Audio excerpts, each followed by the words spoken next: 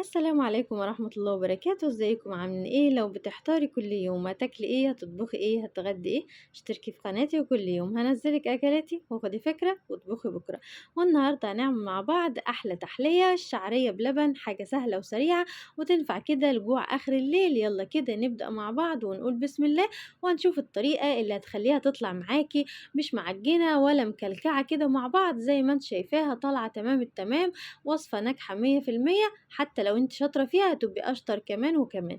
يلا كده زي ما انتم شايفين حضرت نص كيس من الشعرية. طبعا زي ما احنا عارفين الشعرية زيها زي الرز، هتحطي كوباية او كوبايتين هتديكي ضعف الكمية بإذن الله. فانا طبعا عندي الاطفال صغيرين فمش هناخد الكيس كله، حطيت كده حوالي كيس الا شوية صغيرين كده. وهنبدأ نحمرهم. حطي معلقة سمنة نباتي ومعلقة سمنة بلدي بحيث ان هي تديها ريحة خطيرة في الشعرية بإذن الله. مش هتحتاجي مع الوصفة دي فانيليا ولا حاجة، السمنة البلدي هتكفي. لو مش موجود عندك سمنة بلدي خلاص هنشوحهم كده لحد ما ياخد اللون الذهبي، وتبقي محضرة معانا حبة المية. هتنزلي كده بالمية هتغطيها ازيد من ما احنا بنغطي الرز بالشعرية طبعا، بحيث ان هي تطرى معانا وتستوي وتبقى تمام التمام.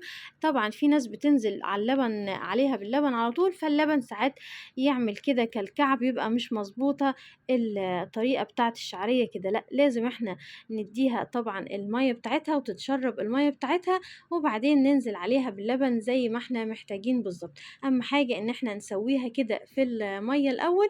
وطبعا هنظبط السكر بتاعنا. هنا انا حطيت حوالي 4 5 معالق سكر، طبعا بحيث ان هي بعد ما تستوي وتتشرب المية لو احتاجت سكر كمان خلاص نحط كل واحد في طبقه حسب السكر اللي هو محتاجه.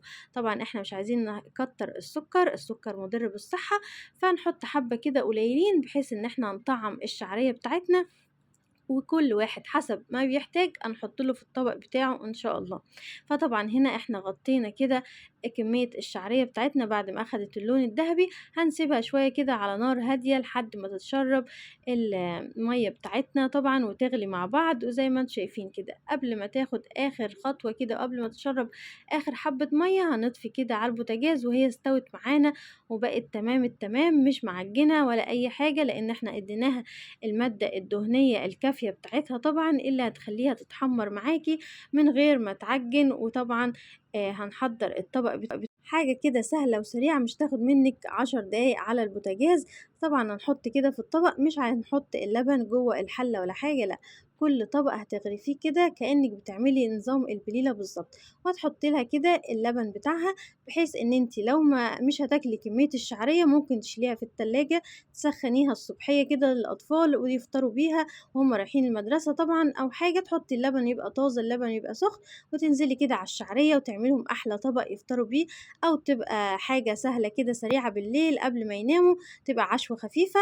يلا كده حضري الطبق الجميل بتاعنا ده زي ما انت شايفة، ولا معجنة ولا أي حاجة، وطعمها تمام التمام. هتدوقي كده وتظبطي السكر بتاعك، وزي ما انتم شايفين كل شعرية طالعة كده حبة بحبتها، مش معجنة ولا مكلكعة في بعض. ويلا كده لو عجبتك أكلة النهاردة وتحلية النهاردة ما تنسيناش كده باشتراك ولايك. خدي فكرة واطبخي بكرة، وبألف هنا وشفا لكم ولينا، ومع ألف سلامة.